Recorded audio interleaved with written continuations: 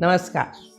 अक्सर जब हम अपनी ज़िंदगी में मुश्किलों का सामना करते हैं, तब हम अपने खुद से सवाल करते हैं, क्या मेरे नसीब में ये लिखा है? क्या हमारी ज़िंदगी में सब कुछ पहले से ही तय होता है? इस सवाल का जवाब आसान नहीं है। हम इसी सवाल को अलग-अलग नज़रिए से देख सकते हैं। सबसे पहला, मैं आपसे एक सवाल पूछती हूँ। आप में से कितने लोगों ने अपनी फैमिली खुद चुनी थी? जो फैमिली में आप पैदा हो गए, वो आपकी फैमिली हो गई। वो आपकी जिंदगी के हर पहलू को प्रभावित करती है, चाहे वो आपका एटीट्यूड हो, विचार हो या स्वभाव हो। लेकिन क्या आप अपनी फैमिली को चुनते हैं? इसका जवाब है नहीं। जैसे जैसे आप बड़े होते हैं, आप नए नए रिश्ते बनाते हैं जो आगे चलकर गहरे हो जाते हैं। लेकिन एक जरूरी चीज, अपनी फैमिली आप खुद नहीं चुनते। इसका मतलब ये है कि ये पहले से तय होता है आप किस फैमिली में पैदा होंगे, यानी ये कुछ हद तक पूर्व निश्चित है। लेकिन इसका मतलब ये नहीं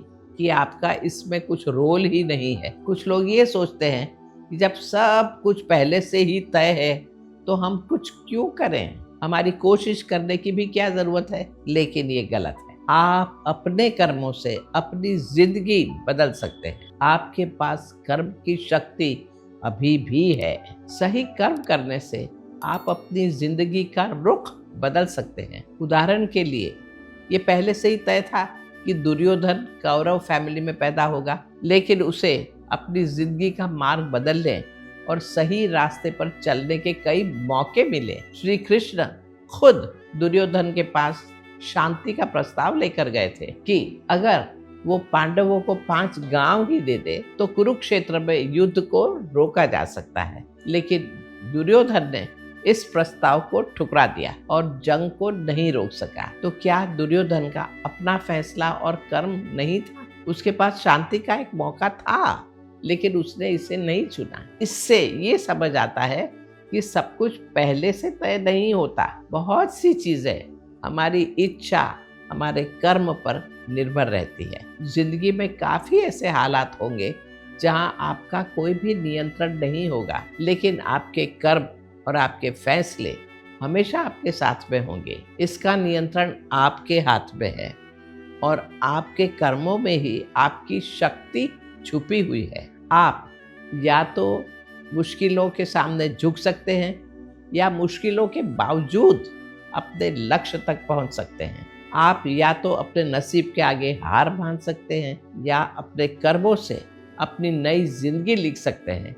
चुनाव है आपके पास। योगिक फिलॉसफी के मुताबिक बाहरी परिस्थितियां कभी भी आपके नियंत्रण में नहीं होती, लेकिन उन परिस्थितियों का सामना कैसे करना है, ये ज्यादा आपके कर्मों पर निर्भर करता है, न कि आपके नसीब पर। योग हमें ये सिखाता है कि हमें ये स्वीकार कर लेना चाहिए कि जिंदगी में तकलीफें और मुश्किलें तो आएंगी ही। इससे हमें निराश नहीं होना चाहिए, बल्कि इनका सामना करना चाहिए। अक्सर जिंदगी में ऐसे पल आएंगे जब आपको लगेगा कि सब कुछ आपके खिलाफ है, लेकिन याद रखिए, ये पूरा ब्रह्मांड आपके साथ है और वो आपके लिए काम कर रहा है। आपको बस हिम्मत नहीं हारनी और बिना डर के मुश्किलों का सामना करना है। इसलिए चाहे कितनी भी बड़ी मुश्किलें क्यों ना आए, अपने नसीब से हार कर उदास मत होइए, बल्कि इसे एक मौका समझिए और जिंदगी में आगे बढ़ते ही चले जाइए। शुभमस्तु। नमस्कार।